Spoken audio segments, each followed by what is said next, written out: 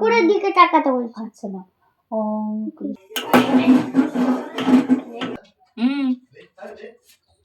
Less কে খাবে?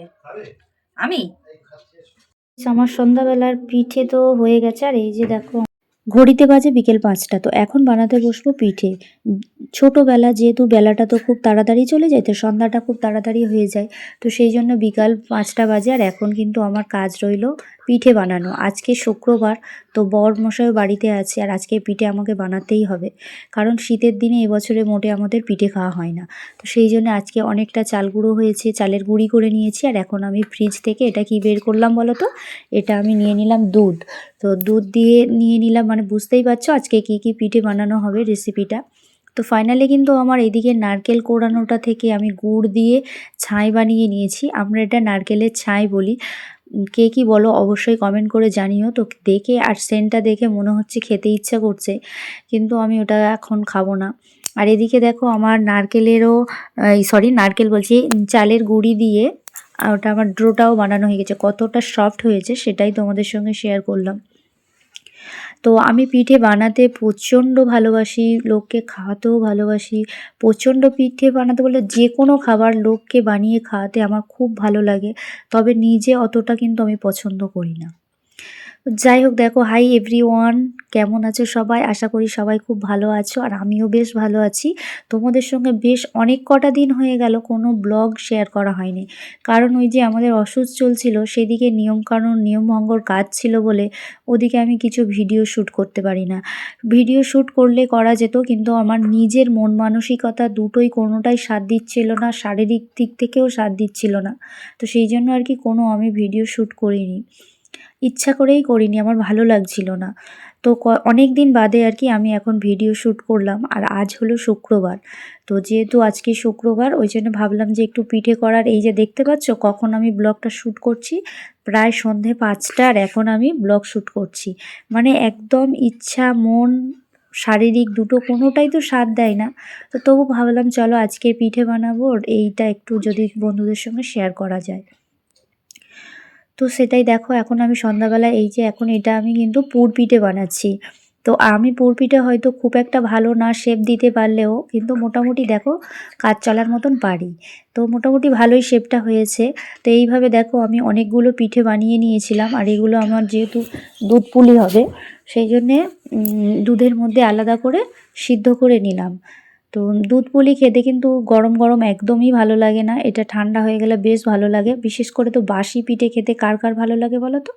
আমি না পিঠে যতটা বানাতে ভালোবাসি, কিন্তু আমি নিজে খেতে পছন্দ করি না। আর যখন কি না শেষ হয়ে আসে তখন কিন্তু আমার খেতে খুব ইচ্ছা করে, মনে হয় যেন আর দুটো হলে ভালো হতো, এখন খেতে ইচ্ছা করছে। কিন্তু শেষ হলে কি আর পাওয়া যায়? তখন তো আর পাওয়াই যায় না। কিন্তু আমার কেন এরকম জানি না, যে কোনো জিনিস শেষের পথে তখন আমার খেতে ইচ্ছা করে। আর এদিকে দেখো আমি ভাপাচ্ছি, এটা ভাপা পিঠে। তো আমি দেখছিলাম ট্রাই করে যে এটা হয়ে গেছে কিনা। শুনেছি ভাপা পিঠের গাটা যখন একটু তেলা তেলা হয়ে যায় পিঠাগুলোর, তখন শুনেছি এটা হয়ে যায়। তো এটা আমি 15 মিনিটের মতন ভাপাতে দিয়েছি।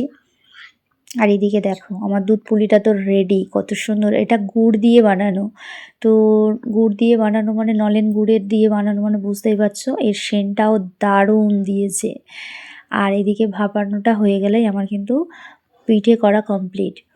তো পৌষ পার্বণে তো পিঠে খায়, আর এই যে এখন শীতের দিনে প্রায় বাড়িতে শুনছি দেখছি পিঠা হচ্ছে। শুধু আমাদের বাড়িতেও হচ্ছে না, কারণ এখন তো পিঠের সিজন, আর নারকেলের খুব অভাব। নারকেলের জন্যই পিঠে খাওয়া হচ্ছিল না। তো ফাইনালি দিদি দিয়ে গেছিলো, তো এই পিঠেগুলো ওই জন্য নারকেল দিয়ে বানিয়ে নিলাম আর কি। তো চলো, তোমাদের পিঠে খেতে কে কে পছন্দ করো, বানাতে কে কে পছন্দ করো।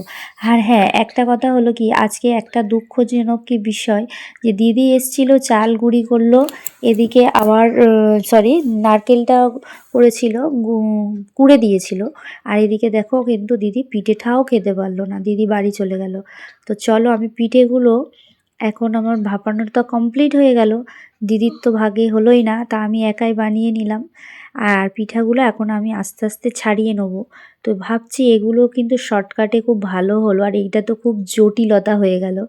এই যে এর মধ্যে দিয়েছিলাম ভাবের মধ্যে, আর একদম দেখো পুরো লেগে গেছে ওর মধ্যে। কিভাবে ছাড়াবো সেটা কিছুতে ভাবতে পারছিলাম না। তো যাই হোক, একটা একটা করে এগুলো আমি এখন ছাড়িয়ে নেব। আর এই পিঠেটা কিন্তু বেশি টেস্টি লাগে খেতে, দুধের সেদ্ধটার থেকেও এইটা যেন আমার বেশি ভালো লাগে। আমি এই দুধ পুলি পিঠেটা অতটা পছন্দ করি না, এইটা একটা আধটা খাই। তো এদিকে তো দেখছি আমার পিঠেগুলো ভাপানো হয়ে গেছে, আর এদিকে আমার বাবু তো বায়না করছিল, মা আমাকে একটা পিঠে দাও। তো ওকে একটা দিয়েছি, দিয়ে ওদিকে আমি টেস্ট করতে দিয়েছি। তো খেয়ে দেখ কেমন লাগে। আর এদিকে পিঠেগুলো না এত জড়িয়ে গেছে, আমি এগুলো একটু জল দিয়ে হাত দিয়ে আর কি এগুলো ছাড়িয়ে নিচ্ছি আর কি। কারণ এত গরম, আর এই গরমের মধ্যে যদি এই পিঠেগুলো না ছাড়াতে পারি তারপরে কিন্তু একদম সব ডালা পাকিয়ে যাবে, জটিয়ে যাবে। তাছাড়া আমি খুলতেই পারবো না এগুলো, এতটা মানে জট হয়ে যায় আর কি, ডালা পাকিয়ে যায়। তো যাই হোক, দেখো এদিকে আমি দুটো পিঠা কিন্তু ছাড়াতে ছাড়াতে আমি ভেঙে দিয়েছি, আর তারপরে সব বাদবাকিগুলো খুব ভালো হয়েছে। আর বাবু বলছে, মা পিঠেটা কিন্তু খুব দারুণ খেতে হয়েছে দেখো, বলে এই যে দেখো বসে বসে বুড়োদের মতন বসে আছে আর খাচ্ছে। আর বলছে, মা তুমি তো খেতে পারবে না, কারণ আমার আজকে শরীরটা খুব খারাপ, পেটটা খারাপ করেছে আর কি, তো সেই জন্য আমি খেতে।